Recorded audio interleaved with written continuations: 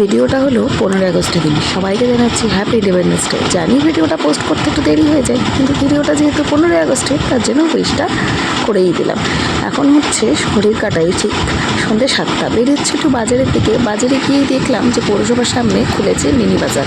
অনেক লোকেরই ভিড় হচ্ছে, তার আমরাও কৌতূহল জমিয়ে না রেখে ঢুকে গেলাম ভেতরে। ভেতরে কী আছে এখানে এসে আসল কারণটা জানতে পেলাম। মিনি বাজার মানে হলো সমস্ত বাচ্চাদের জামা কাপড়, মানে 0 থেকে 16 বছর বয়সী ছেলে মেয়েদের জামা কাপড় রয়েছে। ছেলেদের থেকে মেয়েদের ভ্যারাইটিসটাই বেশি দেখলাম, তবে ডিল চলছিল যে 20% ডিসকাউন্টে দেবে, কিন্তু যেই পরিমাণে জামার দাম তাতে 20% ডিসকাউন্ট ওখানে কিছুই না।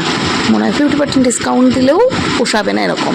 তো যেহেতু ঢুকেই পড়েছি, খালি হাতে ফেরত যাব না, একটা ফেস লসের ব্যাপার মনে হয় আমার কাছে। তো এদিক ওদিক সেদিক দেখতে শুরু করলাম। সামনে তো পুজো আসছেই, তো দু একটা পছন্দ করতে যায় আসে কি।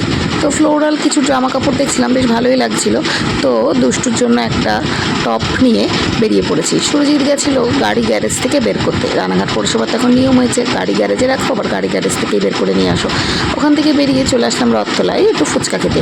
জানি না বাড়ির বাইরে বেরোলে ফুচকা না খেলে ভালোই লাগে না। ফুচকা টুচকা খেয়ে সুরজিৎ চলে এসেছিল সুরজিৎ একটা বন্ধুর দোকানে। সেখানে সমস্ত রকম 15 আগস্টের জিনিস, 5ই সেপ্টেম্বরের জিনিস, গিফট হাউস বলতে গেলে।